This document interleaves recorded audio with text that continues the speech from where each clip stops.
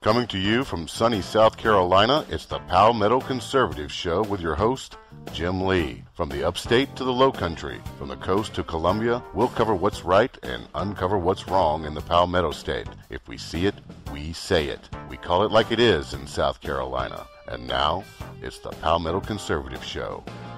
Let's jam.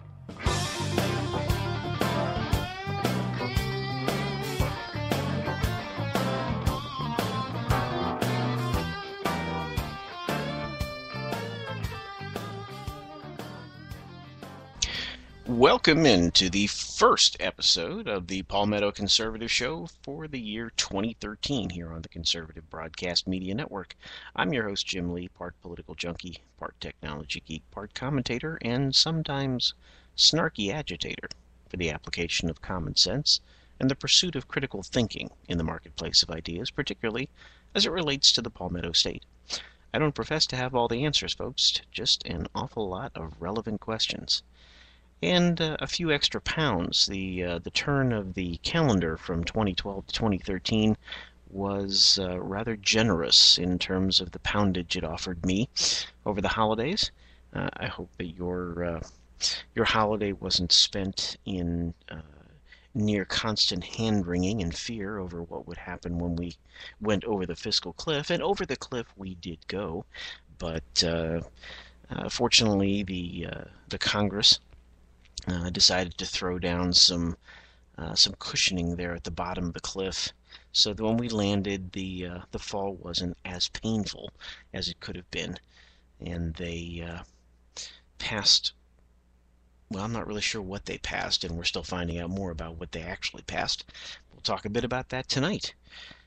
Usual and customary disclaimer here on the Palmetto Conservative Show. Not here to simply give a speech or to display rancor or vituperation or to engender bitterness. I'm not here to use incendiary language or to incite anyone towards violence. I do, however, want to inflame your senses in the hope that we can spend some time doing that which we have so little of in our political discourse these days, and that is some critical thinking, some mutual give and take in the discussion, and try and keep it focused on ideas, good, bad, and otherwise. So I hope that you're having a good second day of 2013. I found that the year number and the number of pounds that I've exceeded my previous maximum are pretty darn close, and that's not a good thing, particularly not for me. But anyway, hope you're doing well. So as we get underway here this evening, I just wanted to offer you again greetings into the new year and welcome from the land of make-believe. That's where we find ourselves right now, folks, in the land of make-believe. As 2012 came to a close, and the melodrama that was brewing inside the Beltway in Washington, all of the suspense that unfolded before our very eyes, was really much ado about nothing. Now, lest you immediately click off here and say, oh, this guy has no idea what he's talking about, allow me to finish, if I could. What occurred over the holidays there, and what's really been occurring since the election in November, is a whole much ado about nothing. Because the fiscal cliff, quite frankly, was something that we careened over quite some time ago. What is different, however, is that there seems to actually be some recognition that there was some fiscal challenge before us. You see, we have been living on borrowed money and borrowed time for over 1,300 days. Not that prior to that we were necessarily in pristine fiscal shape, but it's been over 1,300 days since we had a budget in our federal government. And therein is a problem. Good budget or bad budget, no budget is worse. And we've had no budget pretty much for the entirety of this president's tenure in office. Now, to be fair, one must look at not just the president, but also hold accountable the members of Congress who constitutionally have a requirement to actually pass a budget. Now, there are those who are probably lawyers who would argue that, well, really it's not a requirement per se. It's kind of a general suggestion contained within the Constitution. But no, if you read the Constitution as written and you understand the background of its writing, then you'll see that the budget was in fact something that our founders truly expected. But in this land of make-believe, we went careening over the cliff the very first time we had a $1 trillion deficit. Not that debts aren't bad, and we can certainly have that conversation for a protracted period of time. But the fact of the matter is, we went careening over that cliff when we reached the point of spending $1 trillion, more than $1 trillion, in 1 year than we were taking in, and somehow thought that this was a good thing and continued doing it some more.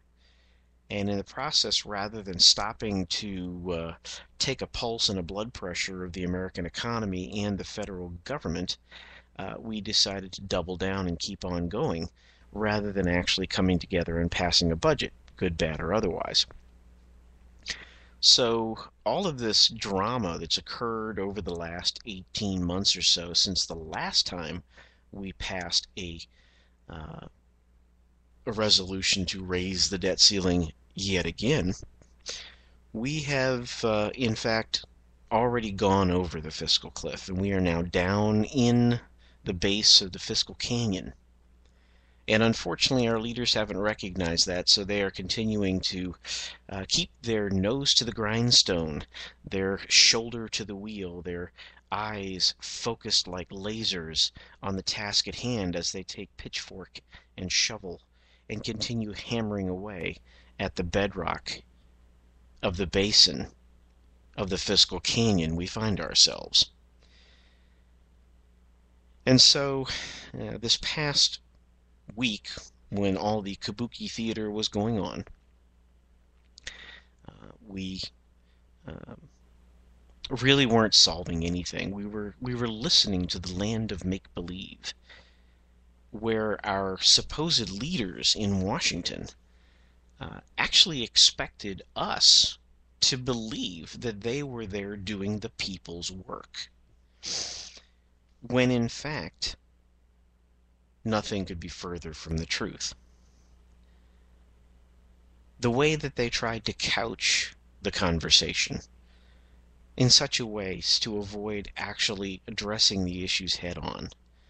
It's a tax increase, it's extending tax cuts, it's reducing spending and all this other nonsense, when at the end of the day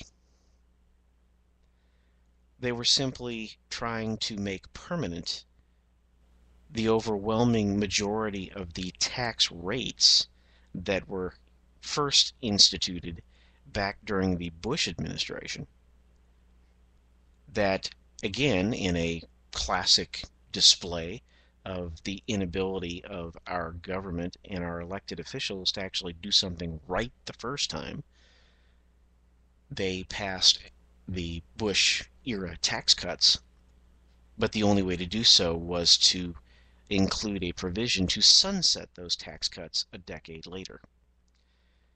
And then when the time came to pay the piper, neither side had the political courage to stand up and say, we need to make these permanent, and stick to their guns. Now, I say neither side because apparently, with all the theater that just took place this past week, those on the left have decided that the tax cuts were a good thing. And they agreed with the right that these should be made permanent. So I can only assume that, 10, 12 years ago when they were originally implemented that they thought it was the right thing as well, and that there was something else that was blocking them from working with their colleagues there on the Hill to do what's right for the American people. What could that have been? Politics is my guess. That they just couldn't get beyond the politics in order to actually do the right thing.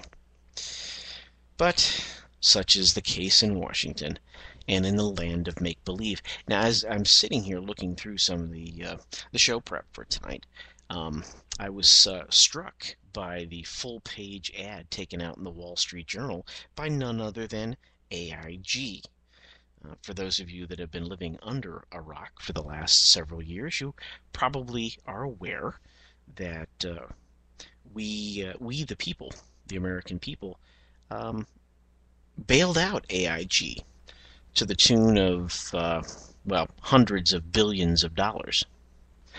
Well, AIG has taken out a full-page ad in the Wall Street Journal, in color no less, that promises or presumes to say that we promise to repay America in full. We promise to deliver a profit to America. We're proud to have kept both promises. The ad continues, we repaid every dollar America extended in support of AIG. That's $205 billion to America from AIG, including a profit of more than $22 billion. AIG is a leading global insurer based right here in America. We're now leaner and more focused, with 88 million clients in over 130 countries and jurisdictions, and 62,000 employees who never stop moving forward. Thank you, America. Helping people recover and rebuild is what we do. Now let's bring on tomorrow. Yes, bring on tomorrow, AIG. You know, I recall some time ago, not long after the bailout, and if this weren't just simply radio, but was actually TV, I can see behind me now the set kind of fading, if you will, into a black, and then the image becoming blurry and fuzzy and whatnot, and then all of a sudden, yes, here we are, we're back several years, and I remember the president of GM creating a television commercial thanking the American people for having loaned then General Motors, that is now Government Motors, the money in order to allow GM to stay in business, and how grateful they were and how excited they were to have paid it back in full. And at the time, anybody with a basic $2 calculator, or for that matter, the ability to add 2 plus 2, could very easily discern that not only had they not paid back the money, but America was still on the hook, as we are today, for billions of dollars in, shall we say, venture socialism that the government decided to exert on our behalf without asking me as a potential shareholder, i.e. taxpayer, whether or not I wanted to look at the prospectus first before deciding to invest, because, as they always say in those disclaimers, past performance is no indication of future performance. But here in the land of make-believe, I'm led to believe, based on this full-page ad from AIG, that, well, they've paid America in full. And given the way this is written, I'm assuming that means that we gave them 80